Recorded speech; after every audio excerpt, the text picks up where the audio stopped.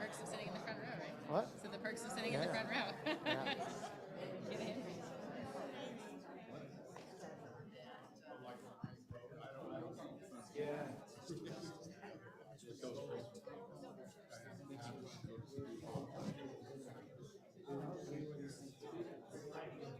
He's gonna sit right here. All right.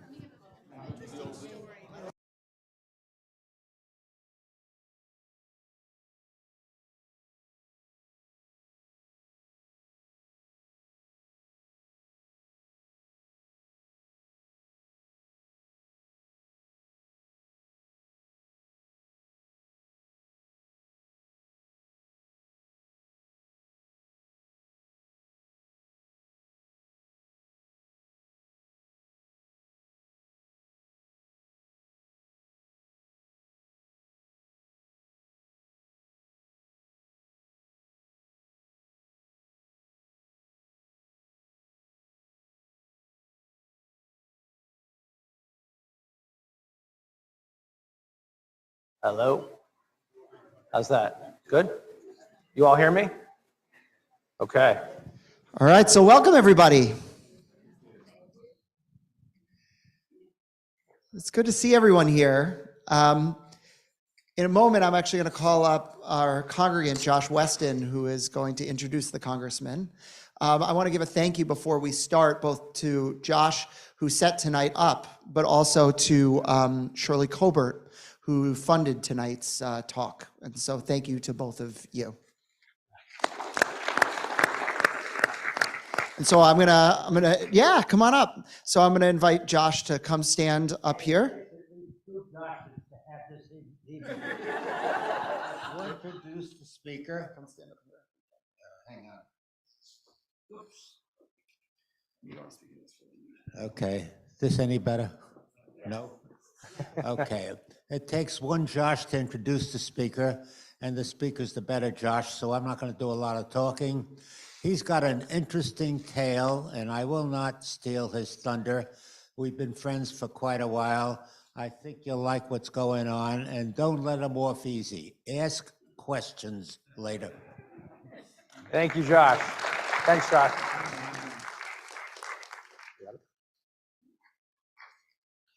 By the way, it's true that Josh Weston has been giving me a very hard time for many years. And has been a very good friend of mine for a lot of years, and a very wise man. So thank you very much. That was a really verbose introduction. You covered everything about me that people would want to know. Yes. Is my mic not working? It's echoing? Yeah, maybe we want to get you a Is it handheld, echoing? actually. You want to get me a handheld? Yeah, we'll get you a handheld. Here. Well, I'm going to introduce the evening a little bit, and we'll kind of set you up as I do. So I want to explain why I'm really excited about tonight. So you may remember that during the High Holy Days, one of my sermons, and I usually, just a little bit of a cheat, there's like two main sermon slots that are the more important sermons. So if I put something either in Rosh Hashanah day 1, or I put something on Kol Nidre, those are the two sermons that I actually care the most about. And so this one got the Rosh Hashanah morning slot, which is the idea that we live in a really kind of toxic environment where people can't talk to one another. I'm curious, just by a show of hands, is there someone, and the only way this is going to work is if your hands all go up so that no one feels a little strange. Is there someone in your family for which there are certain topics that are completely off limits? The truth is, I think, and I'm not sure that I'm right on this, but I think this generation that we are living in right now, this era, has more hands up for that question than perhaps any other time. We have these echo chambers. We live in periods of really kind of intense bifurcation And the truth is, the only way that we are going to grow is if we learn to dialogue, if we learn to talk to the other side. And so when I was having bagels with Josh Weston, he mentioned that Congressman Gottheimer is really kind of leading the forefront of bipartisanship and leading the forefront of what dialogue looks like. And so tonight, what I want to do is engage in a dialogue about dialogue, to talk about what does it look like to work with people that you disagree with? What does it look like to hash things out in a back room and then come forward with a united front? And so over the course of tonight, hopefully you can give us tools so that not only we understand what's going on in Washington, but also in our personal lives, we can begin to have those conversations that we feel like are off limits as well. And so I want to start just by asking, you are known for a caucus called the Problem Solvers Caucus. I'm wondering if you can talk a little bit about what it is, where it came from, and why it matters. Well, thank you very much, Rabbi. First of all, thank you again for having me here. Very, very grateful. I know you've been through a lot in these last couple of weeks, so I'm going to make this, well, hopefully this will be a little bit of a lighter evening where we can have a lighter conversation. Although it's a heavy topic, we'll try to make it a little lighter. And by the way, please feel free, if it's okay with the rabbi, if you have an issue, want to jump in at some point, or you save questions, we'll have time for questions, right? Yeah, if you want it. I will. My staff will tell me not to, but Your staff has told me not to take questions. I got it, but I'll do it anyway. Yes, okay. Right. Because though I know, the one to get me home to my family, which I really appreciate, my 13-year-old and my 10-year-old, my little guy, I promised him a game of ping pong before bed tonight, so I just got to get home in enough time to give him a game of ping pong. He's at basketball right now, so I said goodbye to him. And my 13-year-old daughter, you all appreciate, is a 13-year-old daughter. So, you know, she came in and she grunted at me. And so that was good. I looked at it as like good feedback. How was your week? Good. You know, but thank you anyway, because I try to start problem solving in my house. Yes. But it's not always easy. So thank you, seriously, Rabbi, for having me, and I'm really honored to be here. So those of you who don't know what the Problem Solvers Caucus is, let me give you a quick 2 seconds on it. So when I got into Congress 6 years ago, this is my 4th term that I'm starting. And by the way, those of you I don't know this, I represent the northern part of the state. So most of Sussex County. I used to represent Warren County, but not anymore. So now it's most of Sussex County, most of Bergen County, the huge swath of Bergen County, and a little bit of Passaic County. So it's I kind of represent toward the top of the state. You all know where it is. Starts at the GW Bridge now. It kind of goes that way. So it's a fascinating part of the state in the sense that I have everything from Hackensack to Paramus to to farmland in Sussex County. And what's interesting about that, of course, is that when I first ran for Congress, and I also represented Warren County, so way up north to stop by Pennsylvania and Delaware Water Gap, you know, the position, this is the year that President Trump won, not what was expected, to say the least. And, you know, you could be in Paramus or in Teaneck and have one perspective and have, of course, a wildly different set of perspectives up in the far northern part of the state where it was the last bastiges of the Ku Klux Klan were in the state of New Jersey, right? So very disparate views. And what I found was, listen, you got to talk to everybody. And part of the problem in the country right now is that not only do people not talk to each other, but they don't listen to one another, right? They don't actually actively hear. Everyone just kind of watches their TV show, their cable news show, or they listen, or they look at their social media, and they make these presumptions about what everybody else thinks, to kind of put them in a box. And, you know, listen, social media targets us that way and assumes you're a certain way and feeds you stuff, and the cable news shows do the same thing.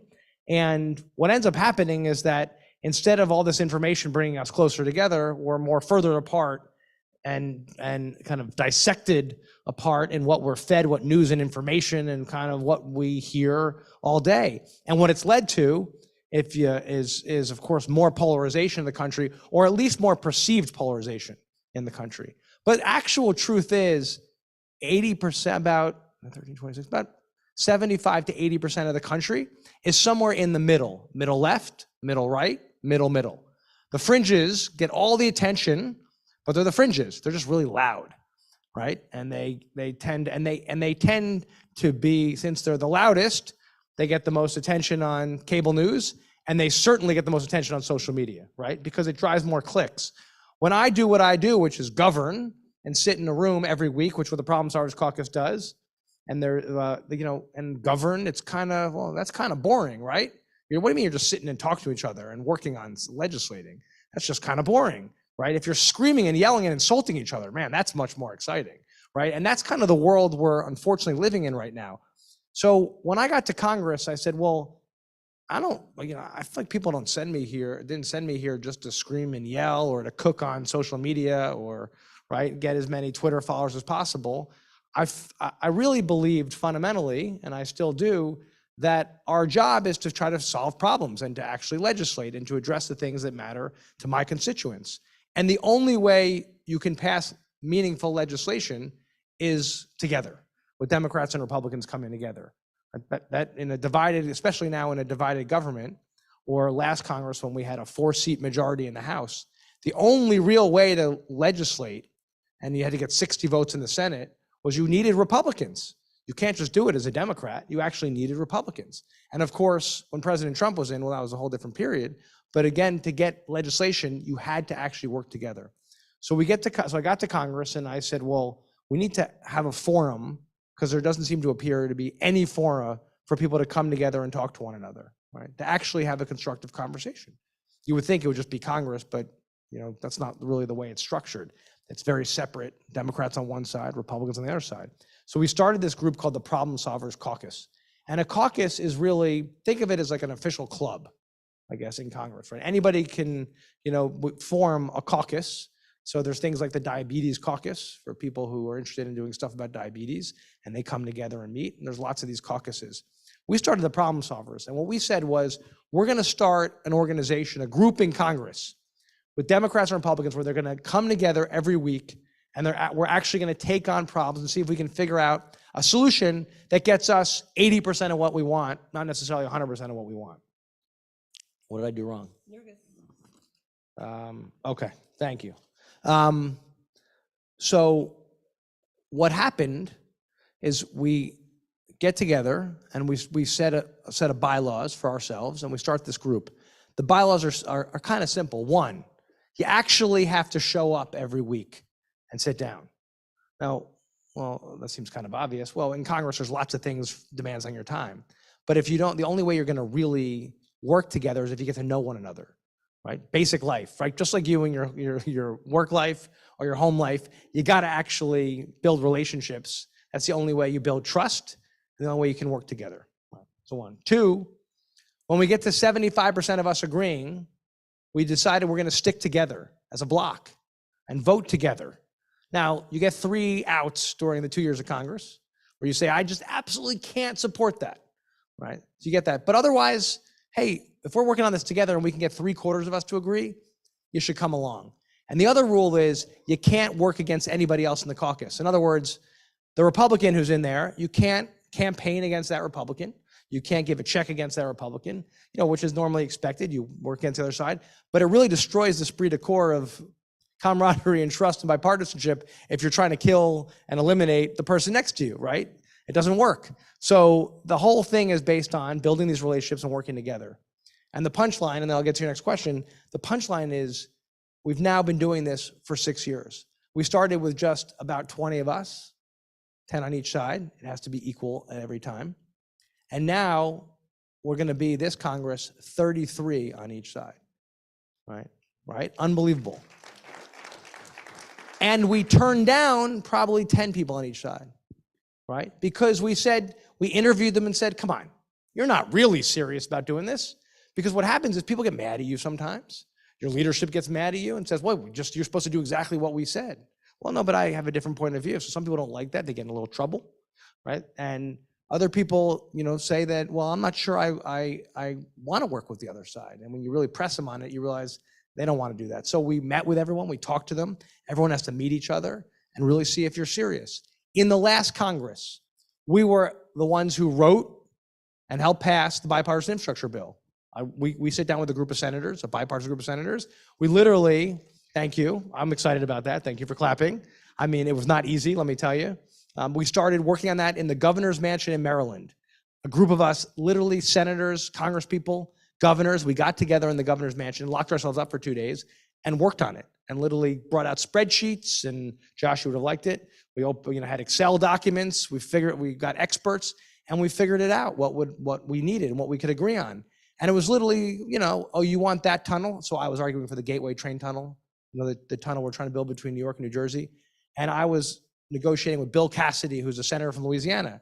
And he said, I can't remember the exact amount of money he needed, several $1 billion, to cap oil wells in Louisiana. And I said to him, what is that? Like, what do you mean cap what do you need money for? Why should we give you billions of dollars to cap an oil well? And he said to me, well, why should I give you billions of dollars to build some tunnel between New York and New Jersey? I was like, great, oil well it is.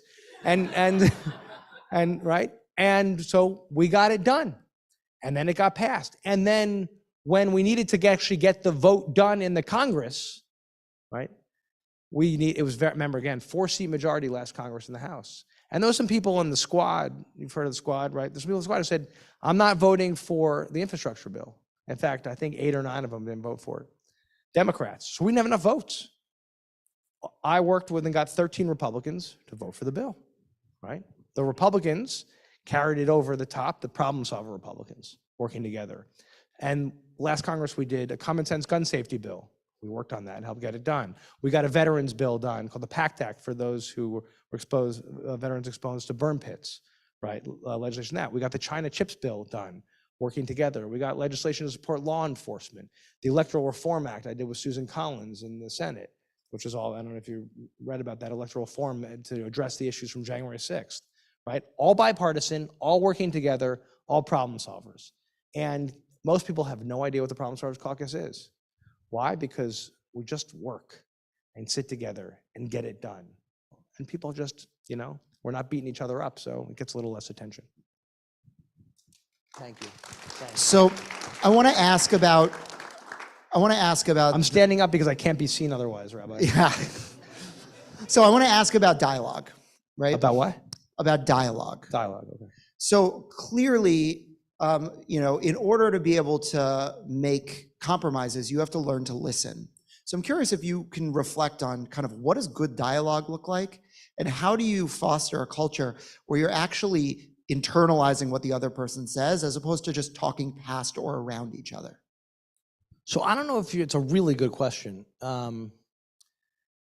So after Parkland, which was devastating, just such a devastating stain on our history, so the person who's the co-chair now, Brian Fitzpatrick, is the new co-chair of the Problem Solvers Caucus with me. He's the Republican from Pennsylvania. His predecessor, who retired from Congress, is a guy named Tom Reed from upstate New York.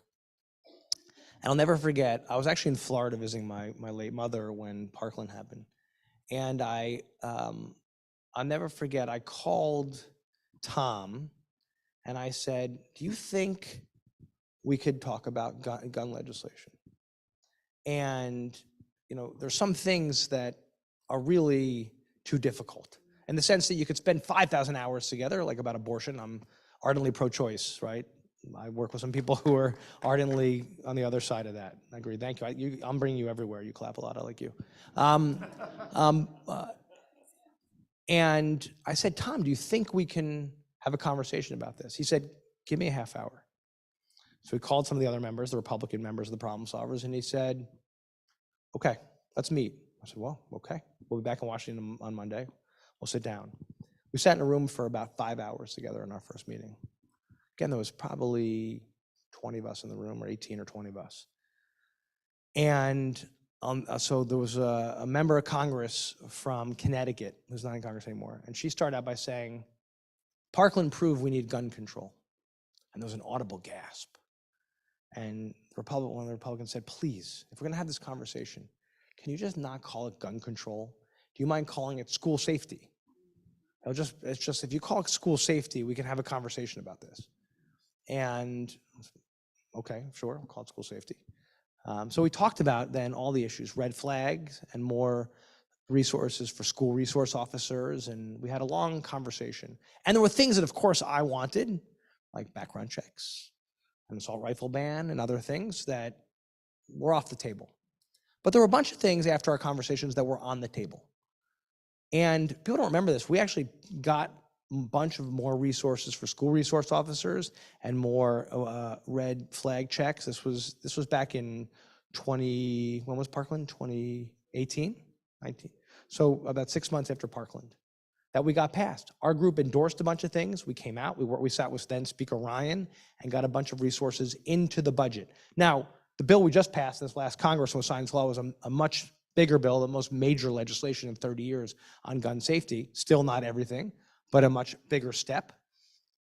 What I learned in that moment was I always just presumed, and I still find myself doing this. I'll read the paper and then I'll show up and say in my head, well, I just kind of presume the Republicans' issue is X. And the reason they're opposed to something that I want is because of X. And I realized that that's a huge mistake to make. When I often, the first time we have any time in negotiation, I say, can you just tell me what your issues are, what your concerns are, what you really, what's getting in the way, so maybe we can help solve that problem. And 9 out of 10 times, it's something that completely is opposite of what I thought the issue was, right? In that case, I learned that if I talked about it and packaged it as school safety, we could do a lot. If I called it gun control, we could do nothing, right? Like, to me, like the fact that that was the issue for holding back a big thing was mind-boggling to me, but that was the issue. And once you got past that gate, the whole world opened up. Now, not everything, but a lot. And I guess that's what I've learned from all of this and in any dialogue is you really have to actively listen and never assume what the other side of any negotiation thinks. Yeah, I told this story actually in that same sermon I was talking about this kind of case study that that often is used when you're learning about compromise, about two people who are fighting over an orange. And it turns out, if you remember this anecdote, it turns out it's intractable because they can't both split the orange in half. There just isn't enough orange. And it turns out that what they're really fighting over is that one person wants the juice and the other person needs the peel for cooking. But unless they actually sat down and asked why, they weren't actually able to, they would never be able to figure it out. But once they got to a why, then they were able to get to a how. And that, by the way, is Nietzsche wrote that. He who has a why can understand any how. And so I'm curious, how do you get to that why? What do you need to do to get to that why in order to understand the how moving forward? It's a much deeper way of looking at things than I do. But I appreciate you bringing Nietzsche into it. I know, I realize he's a rabbi and I'm just a lowly congressman. It's a good question. I mean, I think that I find the how and the why are often, the means and the ends, and how we do things often get a little mixed up along the way. So for right now, for instance, we're working on the debt ceiling issue. We have a group of us that and are you all following this issue? Okay. I mean, look where I am talking to, one of the most educated parts of the country. So of course, you know. That's why it's fun to be a rabbi here. Exactly. And the whys and the hows get pretty mixed up in this conversation. How we're going to solve this problem, why we're here in this case in the debt ceiling is because something that shouldn't be political became political. But if you go much deeper into the wedge, it's just part of the larger problem that I started talking about in the beginning of this conversation, right? That despite the fact that we don't spend enough time recognizing that we're all in the same boat, that our enemy is often, the people who are trying to get us are the leaders, Xi in China, right?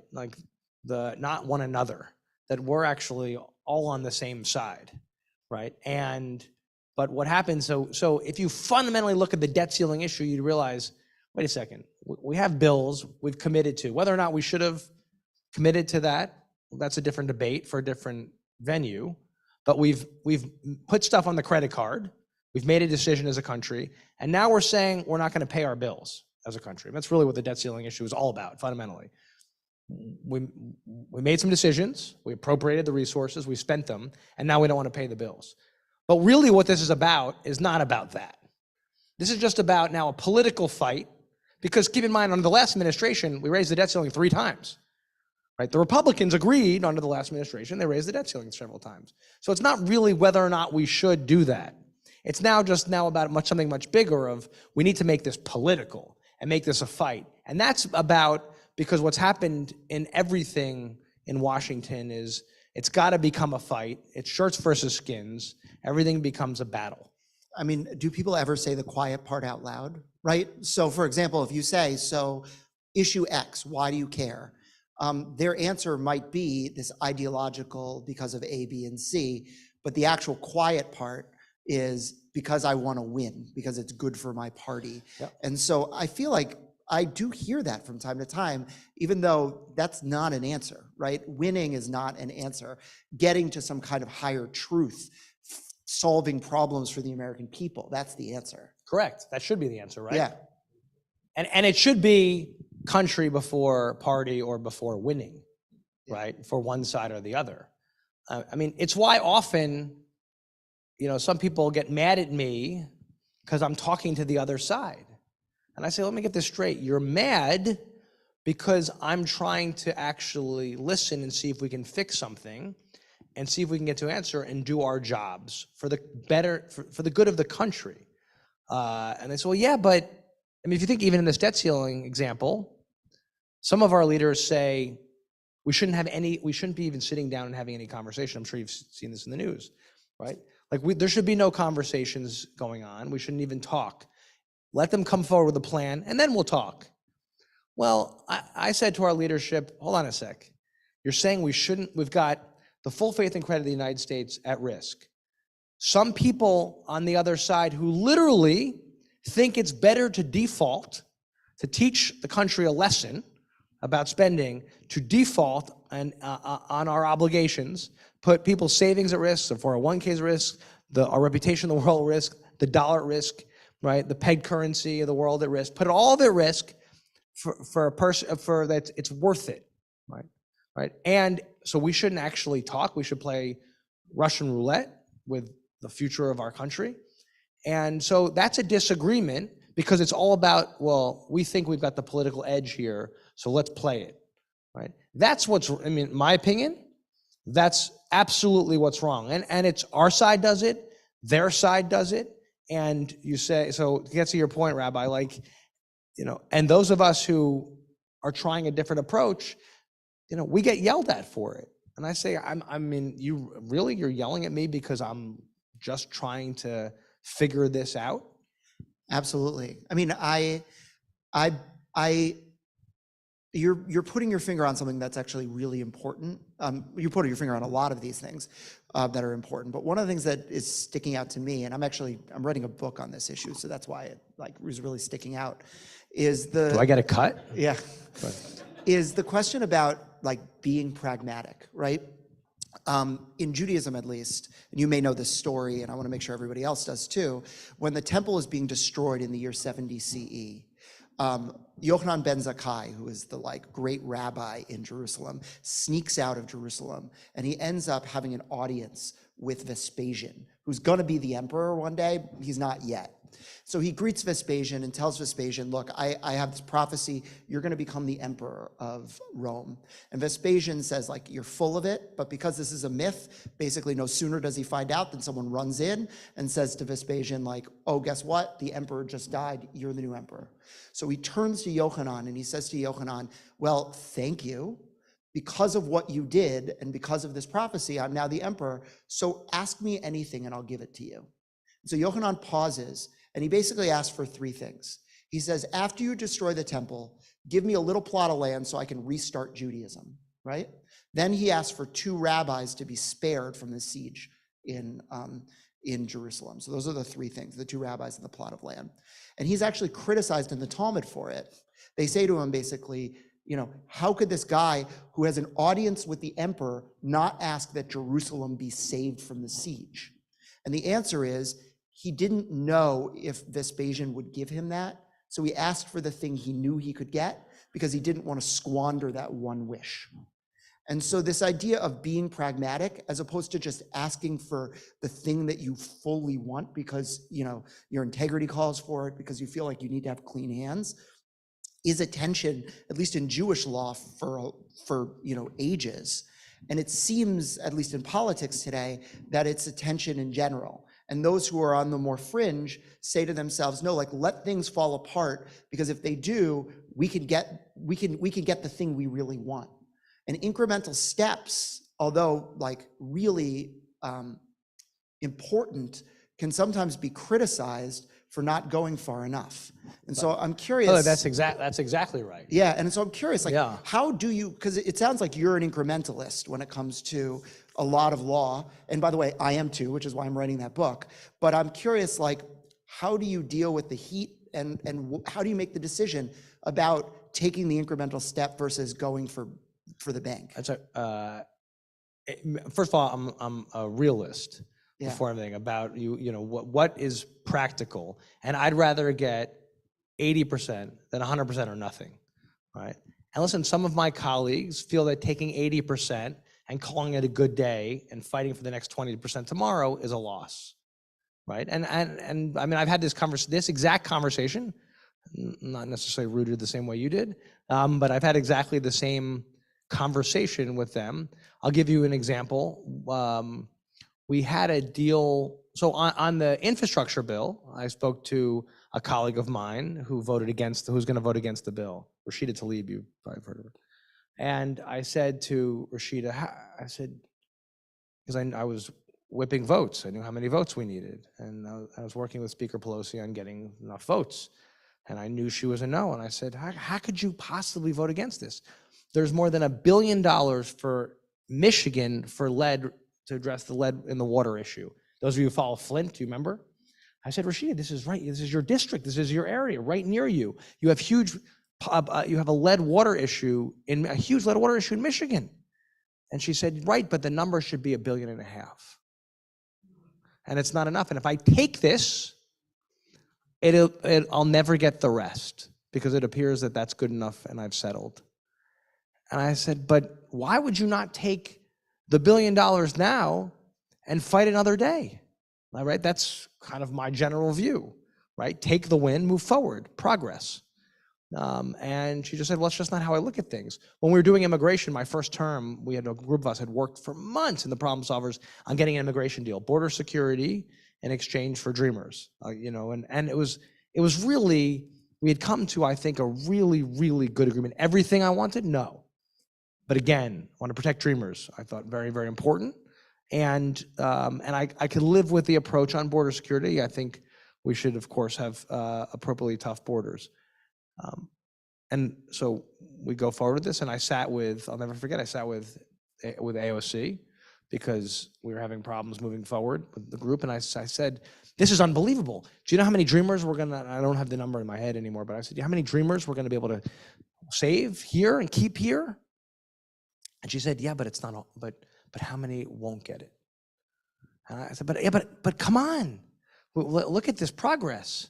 And I think that's always where the push and pull is. And you're right, people sometimes get mad because we don't get everything. But you know, you have to be realistic, and you have to know exactly, Rabbi, kind of how far, you know, the challenge is like, how far can you go, right? Like how much can you get from what you want? And what I also realized, if you get 100%, and we know this in life, right? In your whole relationships and anything in life, and business and anything else. And I used to do deals in my old life. If you get 100% of what you want and you walk out of there feeling great, and the other side is dejected and despondent, and you feel you might have gotten the win that day, but that person will never do another deal with you again. That's the last time they'll do a deal. Both people should walk out of the deal feeling a little upset, a little happy and a little upset. That's a good deal, right? And that means they'll come back and negotiate with you tomorrow. And that's always kind of what I'm trying to go for. And it's amazing through these relationships and who we're able to get on, you know, can sit down with. You know, I've got 20 senators that we work with on a regular basis. So no matter what the issue is, now they trust us, right? So once you've worked with them, I don't care what, the reason gun safety, like initially gun safety was able to get done, and there were some issues, is because we had worked with these groups before. The last COVID package under President Trump, and I got some great stories on that. I helped negotiate, we led the negotiations in the House, the Problem Solvers Caucus did. If you remember, this was for the second round of PPP, small business loans, and for the first major production of the vaccine. And things that summer were stuck. Literally, we were stuck, things, so there was no progress. And our leaderships weren't taught, the White House and our leaderships had stopped talking because they all really didn't like each other. And so there was no conversation. And a group of us got together and started working on it. And we worked night after night after night. And this same group, relatively plus or minus, we eventually got it done. I had to work with, all President Trump wanted was his signature on a check. That's all he cared about. That big signature on a check that he sent to, literally his only issue that he wanted. And as long as he got his check, we could get other things for people to help feed people, for nonprofits, all the stuff we were able to get to help people, and school lunch and everything else. And that's what he wanted. And we, you had to figure it out and negotiate. And even on Christmas Eve morning, when so the thing passes. Can I tell this little story? Is it okay? Yeah, go for it. Are you sure? A little Trump story? It's okay. I mean, I don't know what you're going to say, but Okay. I'm sure it's wonderful. So the bill, we finally negotiate this and get it done. It was not easy. And the president then comes out, and his team was part of the negotiation. He was part of the negotiation. His chief of staff was. And we passed it out of the House. We passed it out of the Senate. It's unbelievable. This was around December, something like mid-December. And he declares, I'm not signing it. We negotiated this thing. It passes both houses of Congress. And he said he's not going to sign it. So we were all pretty depressed about this. The country needed this. We couldn't believe it. And so I'm home. It's Christmas Eve morning, and I'm with my kids, and we're about to go to a friend's house. And I say, forget it. This is ridiculous. I'm going to call him. So I call the White House switchboard, and I say, hi, it's Congressman Gottheimer. Can I talk to the president? And then they call me back, because I think a lot of people used to claim they were some people, and they would put them through to the President Trump, and it was made up and fake.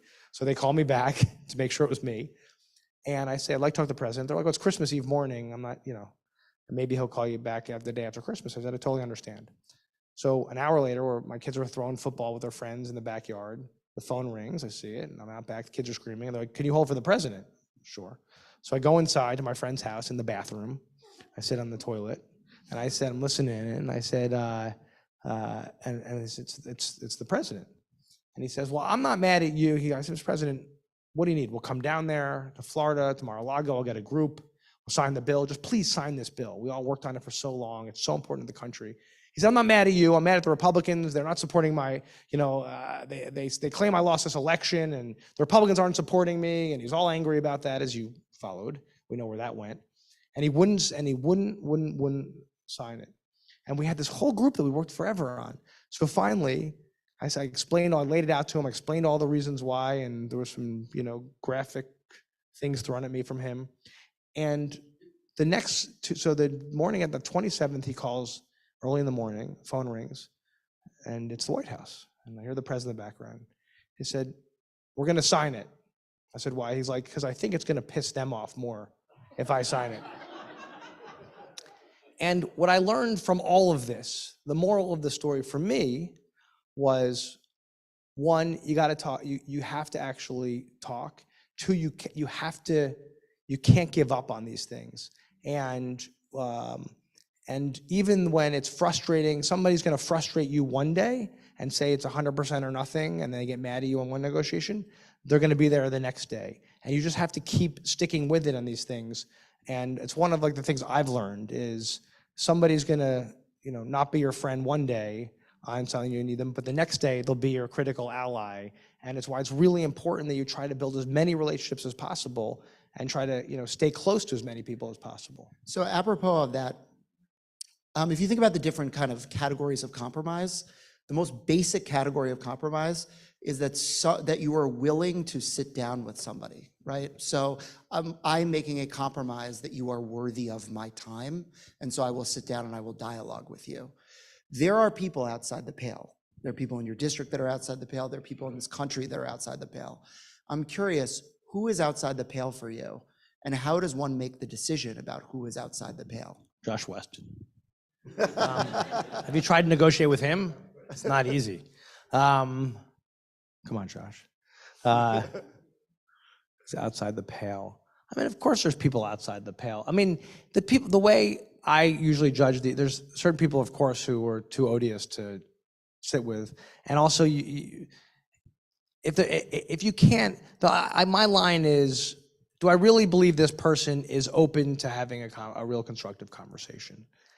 And in that way, people who I, might not love every day or get along with every day on every issue, I'm willing to talk to, because I think, they're open-minded enough to actually have a discussion. There's some people who, you just realize are not up for it, and they don't really want to have a conversation, and you realize, so I mean, that's kind of my line. I'm not sure I have like a rule. It's person by person, but it starts with, do you think they'd really be willing and open to having a dialogue?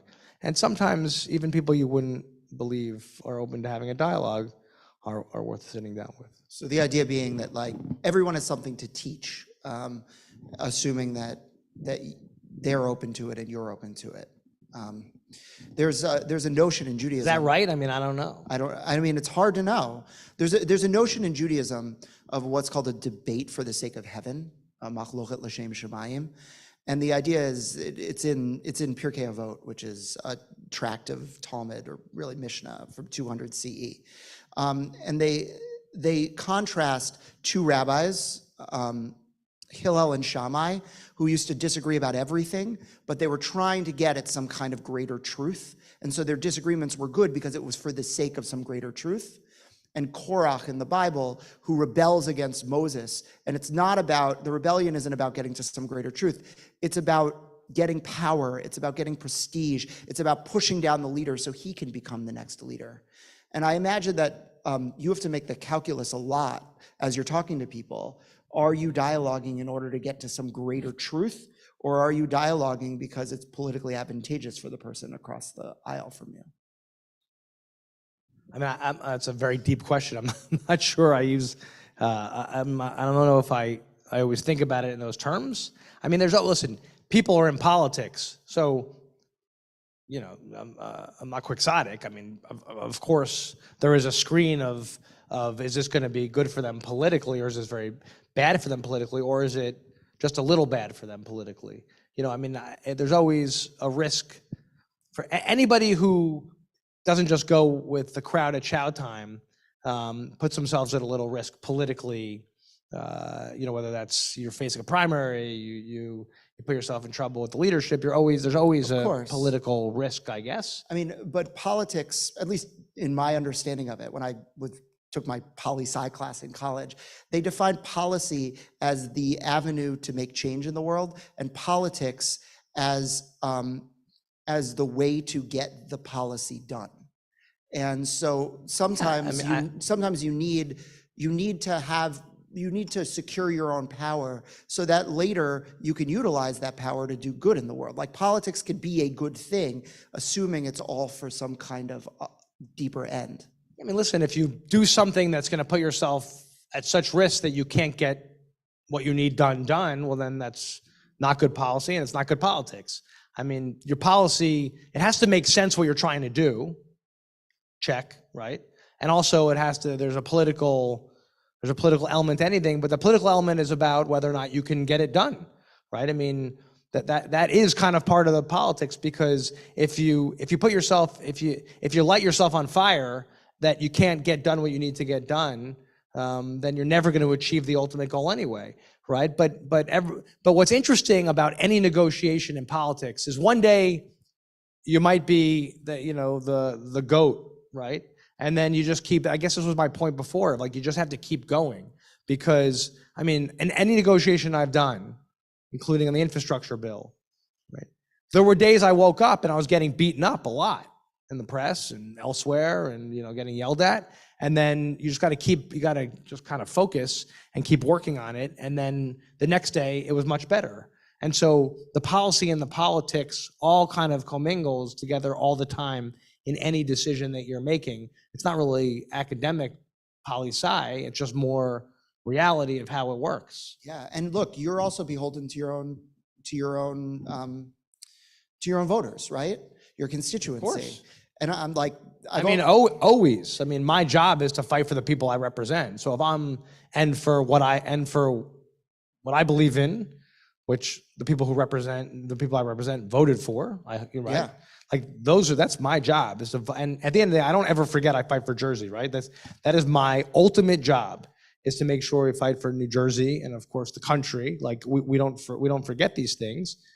So you don't want to everything's a balance. You don't want to be out of step too much with anything, but ultimately you're trying to advance the ball forward. So I'm curious, this is probably a false dichotomy here, but like, let's say you believe something deeply, and at the same time, your read on your constituency based on the phone calls you're getting, the letters you're getting, is that your constituency seems to be on the other side of an issue.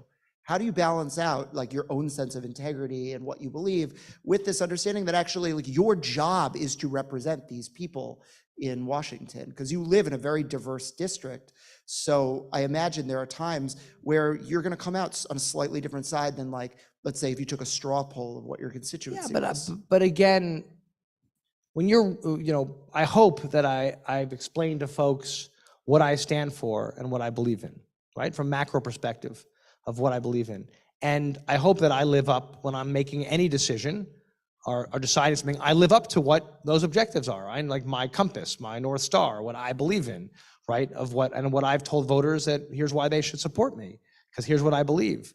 And as long as, if I'm staying true to myself and to what I ran on and what I believe in, then I just have to keep pursuing that, and we'll get there in the end of what is right for my district. It doesn't mean people aren't going to get, and remember, people writing in one day, you're always hearing from both sides. It's not always clear cut, right? And most of the time, I mean, I don't ever remember a time where it's just, I only hear from one side mad and nothing from the other side, right? It's not really like that. And it's also hard to discern sometimes. Social media, again, where we started this conversation, social media could be really loud. But if I just followed what happened to me on Twitter, right, that's not really representative per se of the whole district, just because some people posted some things on Twitter. Absolutely. Right? So, I mean, it's hard to, when you say representative, it's hard to know. Some people just might be really loud.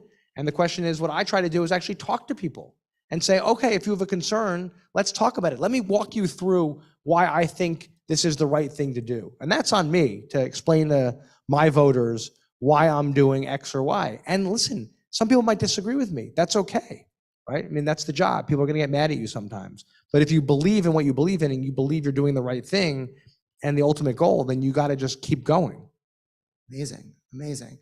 And what you're putting your finger on is the fact that, there are things that are worth fighting for and things that are worth sacrificing for. And I mean, Rabbi, I'm sure there's things you do around here that aren't always loved. Oh yeah, definitely. Definitely. Right? But if you believe in what you believe in and you think you have a bigger vision for what you're trying to get done, then you're going to do it. I had a mentor say that, if you lead, right, and you lead in a different way than I lead, but we both lead, and you haven't gotten beat up every once in a while, then you're actually not taking enough risks in your leadership. That's exactly right. That's what being a leader is. Like no leader, if you don't, right, no leader, I know, like just gets it right, is able to duck and never get punched, right? Like that's just the way, I don't know, it's just reality. I get punched every day, right? And what you learn is it's okay to get punched sometimes. And by the way, it helps focus the mind, but getting punched is okay, right? If you believe in it, you just got to take the punches. And in this business, like, in politics, there are a lot of punches, right? And the question is, if you believe deeply enough in what you believe in, and you're convicted enough, and you're willing to do what you want to do, the punches hurt less as you go. And it becomes, you build up an armor, right? I actually, 1,000%. Yeah, I went to therapy this summer to learn how to have people not like me, and legit. And Really? And yeah, because like there are, for sometimes when you say no, right? I mean, I could have just done it for you. Yeah, it's it's like I could never be in a political position. People tend to love their rabbi unless the rabbi really messes up. People don't always give their politicians the benefit of the doubt, even though their politicians are fighting day Get and outta here, night for really? them. Yeah. I mean, the cable guy's more beloved, right? Yeah. So I get it. Yeah, no, it's true. But hey, I actually think people are unbelievable. People are very kind and much more than I thought they'd be. And you get some people who obviously have strong opinions, but most of the time, if people get that you're trying to do the right thing, and even if they disagree with you, they'll say, well, at least I understand what it's about and what you're trying to do. And that's kind of the point, right? As long as you lay out for people why you believe what you believe in, and you're convicted about it, like, I think people get much less upset with you than you believe. They'll say, well, I disagree, but at least I understand where he's coming from. And going back to the Problem Solvers Caucus, that's how we operate with each other. I mean, keep in mind, we throw, in the last Congress, 58 of us in a room every single week and talk about some of the hardest things for the country, like, right? I mean, and you're in an environment where everybody gets rewarded for screaming and yelling, and no one gets rewarded for actually working together, right? It's right. No one really celebrate. I don't, you don't go down Washington to the Lincoln Memorial and see people holding up signs that say, work together, get it done, right? I mean, like, people go down because they're fired up about something, right? And that's part of the challenge that we have, is that it's not as popular as it once was, right? Tip O'Neill and Reagan would have scotch. They'd sit down every week and share a scotch, and they'd talk. And, and I worked for this guy, Tom Foley, who was the Speaker of the House back in the beginning of my career. And then I worked for President Clinton. And Clinton used to tell us, if you see a good Democrat or Republican, if you see, no one owns every good idea. If you see a good Republican idea, just take it. Like, it's okay. And sit and talk, and let's work it out, and go down there and sit and talk to folks and have them come over for dinner and, like, invite them over, we'll talk. And now when people do that, it's like, whoa, it's a summit. They put it on cable news, breaking. Kevin McCarthy going and meeting with President Biden, as if like, whoa, bum, bum, bum, right? He's the Speaker of the House. He represents a branch of the, right? Leader of the House. Of course he's gonna go meet with the president. Article 1 of the Constitution, right? The Article 1 power, of course you're supposed to go meet together. But for some reason, that's like some big drama, right? Think about that. Like, how broken the system is, that it's a big deal that the speaker sat with the president. Reagan and O'Neill used to do it every week. There wasn't any fanfare. They just went and hung out and said, could we work this out or not, right? But that's the moment we're living in, which is why I wish there was no Problem Solvers Caucus and that it was just called Congress, right? And like, we didn't need this. But the problem is that's what we do. And what you're doing through building relationships, because that's the engine of everything we've been talking about, is relationships, is understanding, and I mean, that it's not a difference between right and wrong. It's usually a difference between two rights that you agree on, but you weight differently. And that, and like, if you can get to the essence of what those two values are that you're weighting differently, and trying to figure out, like, how to weight them in such a way that you can find that compromise, I think that's the avenue. It's not the outcome. The outcome, we both kind of agree. It's the how we get to that outcome. Often there's some disagreement. Yeah. We're in different places on the how, to your point, but the outcome is the same. We both want the same thing. And again, I land here, this place, like, right? Our country, 250 years old. It's a fragile, our democracy is still young. It's fragile. Right? It is. I mean, it is, and empires have fallen that were much older, right? So when we think about our country, the greatest country in the world, I believe, right? The oldest democracy in the world, right? You think, but realize it's still very fragile. And G wakes up every day and says, our time is come and gone. And he believes that, if you look at what's been declassified, he believes that the only way they're gonna beat us is if we beat each other internally. Like, we're a frog in boil. They think we're a frog in boiling water, just swimming around, right? Cooking ourselves. And because they're not going to beat us militarily at this point. They've made amazing progress on a lot of fronts in academia, infiltrating our academia, gaming. They've made significant advancements in the military, on their military, right? They've infiltrated a lot of parts of our society, but the only way they're going to win right now is if we beat ourselves. So like that's when I see us going after each other, that's what I find depressing, right? Because I believe our best days are ahead of us, but only if we actually figure this out and start working together. So I know it's getting late. Amen. May it be so. Thank you, Congressman. Thank you so much. God bless. So I was told to speak for exactly an hour with you. I did. I wasn't going to take questions, but if you want to, If you want a couple questions, I can take a Yeah, couple we'll take maybe questions. 2 or 3 questions. Sorry, team. Hey, Josh, he when talks I to me all the first time. met you, I think you had 15 Democrats and 15 Republicans, and everything you said made a lot of sense. You opened the evening saying you're now 33 and 33. Did I hear it right? That's right. As you expanded the number of people in the caucus, were you able to stick to your original principles? And if you say yes, can you keep going past 33 and 33? It's a great question.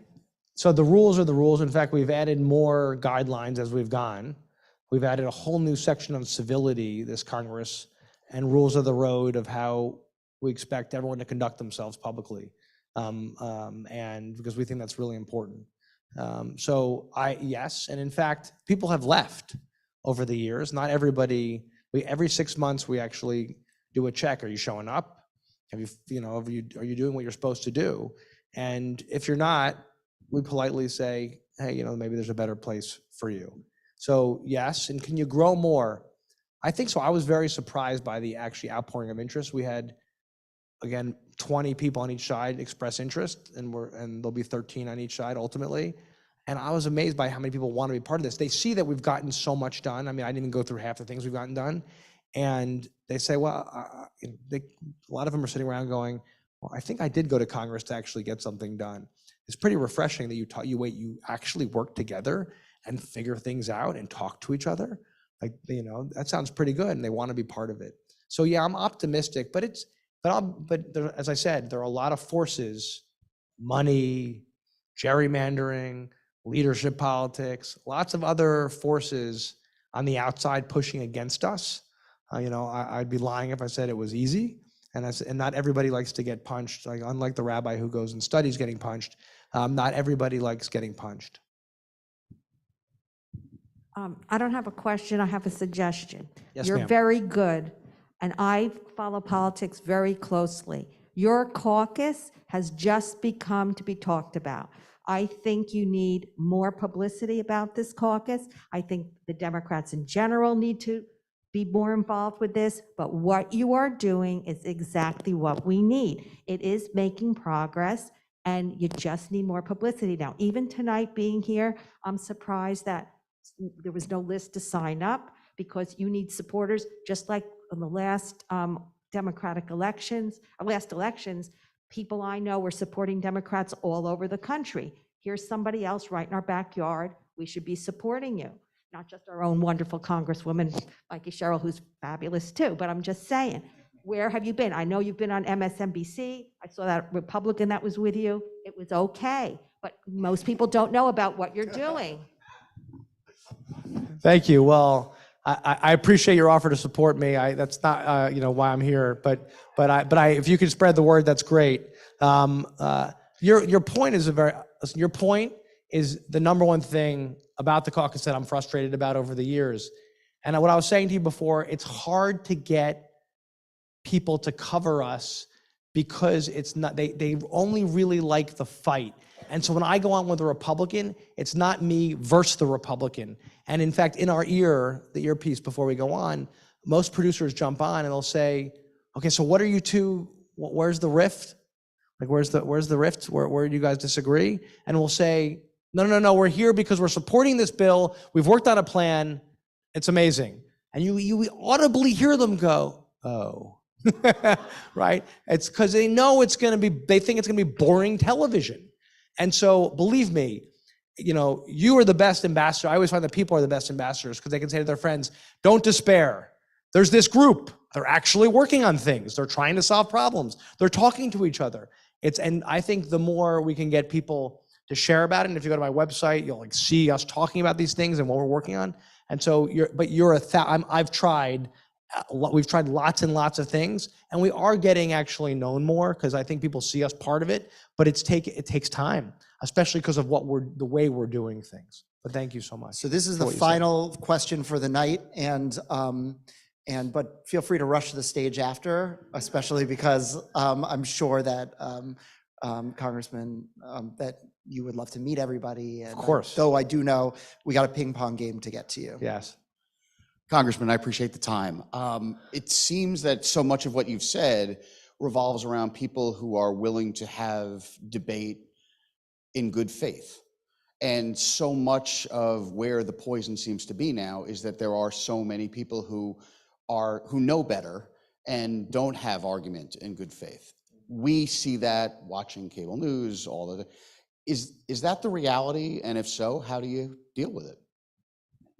I mean, I'd be lying if I said there are people there who, who don't exactly, aren't there for the reasons that you'd hope they'd be there for, or who are into the show a lot more than the substance. And they don't pass any bills. They're really just about getting all the attention and TV and whatnot. But I have found that most of the people there are there for the right reasons. I may not agree with all of them, but they're there for the right reasons. They love our great country. They want to get things done. And the question is, how many of them can you, and there's a lot of, again, we talked about the outside forces. As an example, the 13 Republicans who supported the infrastructure bill, the day after Donald Trump came out and said, they're all traitors to the country. Of the 13, how many do you think are returning, either who retired or lost in primaries? Take a guess? 4. 4 of the 13. Think about that. 4 of the 13. They all got, right? They got, people went after them. One person had to leave, and I think they were threatening his family. I mean, it was, Fred Upton is a good friend of mine in Michigan. They forced him out. He's a very, very reasonable person. So, and those of us who worked on our side and did this, a bunch of people lost as well, who stood up. So there's a lot of consequence, unfortunately, but there's a ton of really good people who really are there for the right reasons and willing to do this, and and have had it. So don't lose faith. If you watch, that's why I say, stop watching all this stuff, because remember, they're there to sell advertising, right? What works is conflict, right? Don't believe these stations. I go on them. They're not. It's not the Red Cross, right? They're there to sell ads and make money, right? And so they have to put things in a certain spin. I'll never forget the person who covers us for one of the major newspapers who covers me, who covers us in Washington.